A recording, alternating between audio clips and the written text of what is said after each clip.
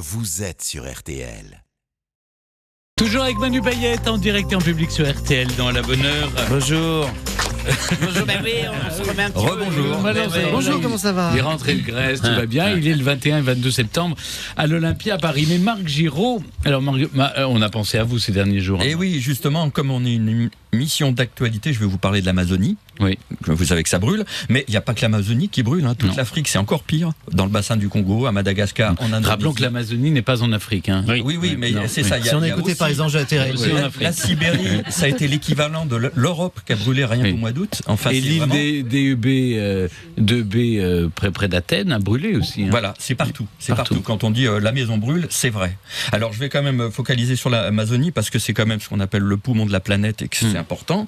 Et il arrive ce qu'on dénonce depuis 30 ans. Moi, ça fait plus de 30 ans que je milite, entre guillemets. Militer, ça veut dire s'occuper d'un bien commun et non pas d'un bien égoïste. Donc je revendique le mot vous n'êtes pas militer. Propriétaire de l'Amazonie en même temps. Absolument. Ça fait un moment je n'ai aucun... des forestiers. Et moi j'étais éco-guide là-bas, mais il y a déjà 20 ans, vous voyez, l'eau qui diminuait. C'est pas nouveau. Très longtemps. C'est pas nouveau, mais ça se révèle. Parce qu'en fait, l'Amazonie, c'est ce qu'on appelle la forêt humide. Une forêt humide, c'est un bon pare-feu contre le feu.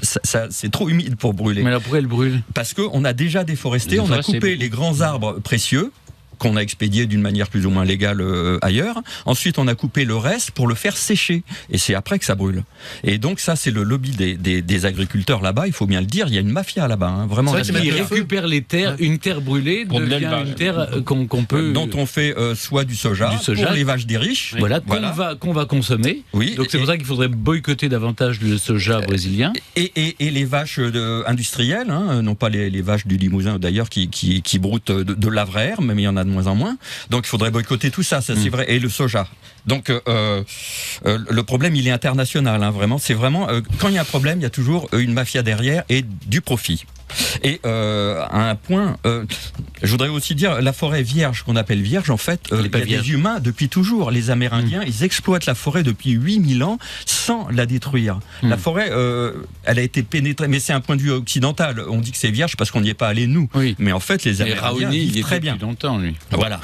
et eux, ils faisaient des petits brûlis dans des clairières qui dépassaient pas 1 hectare et ils remettaient des plantes locales, sauvages de là-bas. Donc ils maintenaient une sorte de biodiversité. Ça allait très bien. Donc la forêt et l'homme n'est pas incompatible. Ce qui est incompatible, c'est la forêt industrielle. Et le gros problème, je ne vais pas vous parler d'animaux pour une fois, mais d'humains. Il y a un drame humain. Vous savez qu'aujourd'hui, en France, chaque année dans le monde, on assassine plus de 300 militants écologistes par an, dont 50 rien qu'au Brésil. C'est-à-dire que toutes les semaines, il y a un militant écologiste, défenseur de la forêt, qui est assassiné par les lobbies et des tueurs à gages au Brésil. Le premier et le plus connu, c'est Chico Mendes, dont vous avez peut-être entendu parler, qui a été assassiné en 1988, comme c'est vieux. C'était ce qu'on appelle un seringueiros, c'est-à-dire qu'il exploitait le caoutchouc, les EVA, et il était pour la protection de ces arbres et de la forêt. C'est-à-dire qu'il exploitait la forêt d'une manière durable. Voilà. Et évidemment, ça a été commandité par un riche propriétaire, il a été assassiné. Mais quand vous dites riches propriétaires, parce qu'il y a des propriétaires qui possèdent ces hectares de forêt. C'est eux le problème, parce qu'il y a toujours eu des petits paysans qui faisaient du brûlis, mais ça et elle appartient à qui, la forêt amazonienne? Eh ben, d'après Monsieur Bolsonaro, uniquement à eux. Et d'après d'autres... Mais il y a des propriétaires... Non, mais au Brésil, il y a des propriétaires privés. Oui, absolument. C'est eux, les gros propriétaires, qui sont le problème. C'est pas les petits paysans. Et pourquoi on devrait les nationaliser? Le problème, c'est qu'ils ont les muscles, les armes et tout le pouvoir. Oui. Et il y a un lobby là-bas qui était là bien avant Bolsonaro, qui était pour raser l'Amazonie pour faire du pognon. Et lui, il n'est qu'une marionnette, si vous voulez, de ces gens-là. Et en ce moment, il essaye juste de gagner du temps. C'est-à-dire pendant qu'on fait des bons mots et des buzz avec d'autres présidents et autres, la forêt brûle et lui, ça l'arrange parce qu'après, on va mettre des bœufs, du soja et tout le reste. Mais c'est le profit qui va...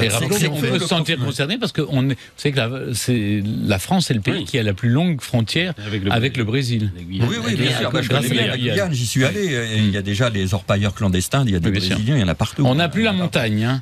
Non. Fini. Non. On va plus creuser la montagne. Ah bon, c'est déjà ça, mais il y a quand même des projets. Ça a été abandonné. Bon, tant mieux. Ça, c'est tant mieux. Alors juste une Stéphane a petite voté pub ça, pour une radio que j'aime bien. On va reparler de l'Amazonie tout à l'heure dans La curiosité est un vilain défaut. Ah très bien. Là, ils vont développer. Là, c'était juste un début d'Amazonie. C'est un apéritif. Il est venu faire la bande-annonce en fait de La curiosité. Et demain, je vous parlerai des petits oiseaux. Des petits oiseaux. Vous en avez plein. Oui, c'est l'Amazonie. Très riche. C'est très vert. Il y a plein de perroquets. Encore trouver des chemises cet été. C'est magnifique. C'est magnifique. Vous avez vu qu'hier, notre ministre de l'Éducation nationale a parlé des colibris. Oui. Il faut s'intéresser aux colibris. Bien sûr. Seuls, ils peuvent rien faire. Oui, absolument. Mais ils rajoutent des gouttes d'eau et puis ça fait des grandes rivières. Oui, le mouvement des colibris, c'est-à-dire chacun fait sa part. C'est ça l'écologie, c'est penser globalement, agir localement. Bien, chef. Mais eh bien, c'est notre chef Raoni, Marc Giraud. Sur le plateau. Sur le plateau. Avec ses plumes. Quand vous parlez de plateau à propos du chef Raoni, ça donne mal aux lèvres.